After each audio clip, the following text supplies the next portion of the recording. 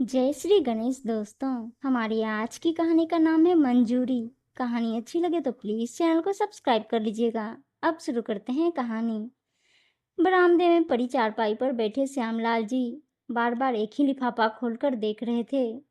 भीतर से लड़के की फोटो और बायोडाटा निकालते, माथे पर सिकन डालते और फिर अंदर रख देते।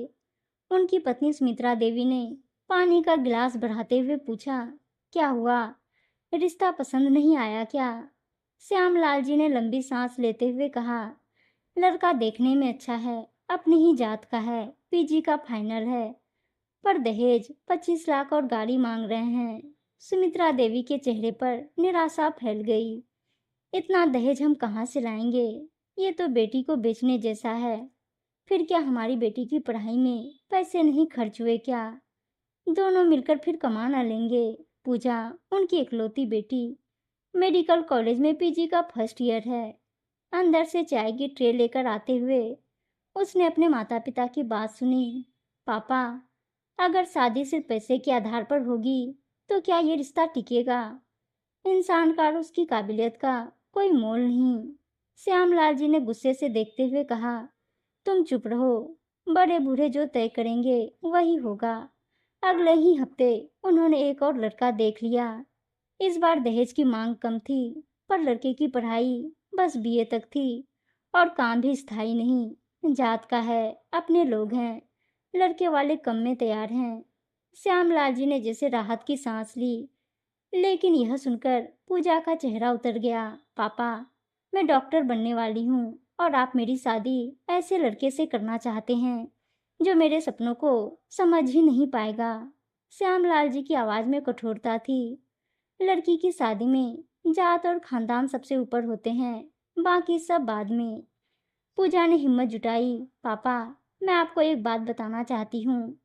मेरे एक सीनियर हैं, डॉक्टर विवेक, अलग जात के हैं लेकिन बहुत अच्छे इंसान हैं। अपना क्लिनिक चलाते हैं। परिवार पढ़ा लिखा और संस्कारी है। उनके एक बड़ी बहन है जो इंजीनियर है। ब्राह्मण परिवार में शादी हुई है। श्यामलाल जी जैसे भड़क उठे। बस आगे एक शब्द मत कहना। हमारी जात के बाहर शादी करके तुम हमें मुंह दिखाने लायक नहीं छोड़ोगी। पूजा की आंखें भर आई। पापा, क्या जात रिश्ते निभाती है? क्या जात से प्यार और सम्मान मिलता है? फिर आपने मुझे पढ़ाया ही क्यों? शाम को रसोई में सुमित्रा देवी बर्तन धो रही थी, पर उनके मन में उथल पुथल मची थी। उन्होंने पूजा की सारी बातें सुनी थी। रात में उन्होंने श्यामलाल जी से कहा, आप जो लड़का देख रहे हैं, क्या वह हमारी बेटी को समझ पाएगा? क्या उसकी काबिलियत के बराबर है? ऐसी जात का क्या करेंगे जो पूरा जीवन विसक्त कर दे? श्यामलाल जी चुप रहे तो सुमित्रा देवी ने सख्ती से कहा, अगर आपने बेटी की जिंदगी बेमेल शादी में झोंकी तो याद रखिए, मैं उसके साथ घर छोड़ दूंगी। अब पात्र को बेटी नहीं दूंगी। श्यामलाल जी थोड़ा चौंके, पर उन्हें लगा, जब ये कभी अपने लिए नहीं बोल सकी तो आज इतनी हिम्मत कहाँ? केवल धमका रही है।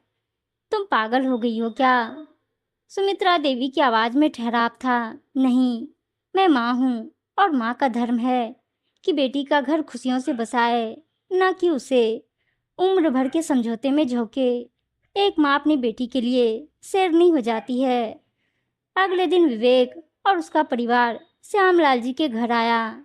सादगी और आदर से बात करते विवेक के माता पिता और विवेक की साफ सुथरी सोच ने श्यामलाल जी को प्रभावित जरूर किया, पर रिश्ते की मंजूरी न दी। उनके भाइयों ने और कान भरे। कोई रास्ते की धूल को चंदन नहीं बनाता। सावित्री जी, जो अपने लिए कभी नहीं बोल सकी थी, उन्होंने बेटी के साथ घर छोड़ दिया। पूजा अपनी माँ को अपने साथ ले आई और माँ के कहने पर कोर्ट में विवाह के लिए आवेदन पत्र दे दिया। श्यामलाल जी घर में अकेले रह गए थे। अभी मुश्किल से किसी तरह 20-25 दिन गुजरे थे। घर के 10 काम, कभी कोई नौकर नहीं आता, कभी कोई। श्यामलाल जी बहुत परेशान हो चुके थे। ऐसे में ही उन्हें वायरल फीवर ने दबोच लिया। अब श्यामलाल जी तन और मन दोनों से टूटने लगे थे, पर अपने अहम भाव में पत्नी बेटी को फोन भी नहीं लगा रहे थे।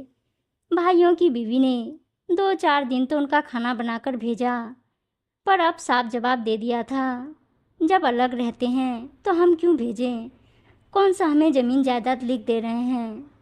अभी 1 हफ्ते पहले पूजा ने डॉक्टर विवेक से अपनी माँ और विवेक के माता पिता की मौजूदगी में कोर्ट मैरिज कर ली। उनको फ़ोन भी किया, आने से इनकार कर दिए। एक दिन श्यामलाल जी चक्कर आने से बेहोश होकर गिर गए। तब उनके पड़ोसी ने अस्पताल में भर्ती कराया और किसी ने उनकी बेटी को सूचना दी। पूजा और विवेक अपने साथ श्यामलाल जी को ले जाकर मेडिकल कॉलेज में एडमिट करा। उनकी तन मन से सेवा करने लगे और वे बहुत शीघ्र स्वस्थ हो गए। विवेक बेटा, मुझे माफ़ कर दो, मैं गलत था। मैं सोच रहा था कि जात सबसे बड़ी है, लेकिन शायद इंसानियत होना उससे भी बड़ी होती है। जो अपने थे उन्होंने तो साथ ही नहीं दिया। आज तुम्हारे मम्मी पापा और तुम्हारा व्यवहार देखकर मैं शर्मिंदा हूँ। पूजा की आंखों से खुशी के आंसू बह निकले। मौका देखकर सुमित्रा देवी ने श्यामलाल जी के कान में धीमे से कहा, देखा, जात नहीं सोच ही घर बसाती है। श्यामलाल जी ने बेटी का माथा चूमते हुए कहा, बिटिया, तेरा घर सच्चे मायनों में आज बसा है और आज दिल से मंजूरी है। उम्मीद है दोस्तों कहानी अच्छी लगी होगी, और अच्छी अच्छी कहानियाँ सुनने के लिए चैनल को सब्सक्राइब और वीडियो को लाइक शेयर ज़रूर कर दीजिएगा। धन्यवाद दोस्तों।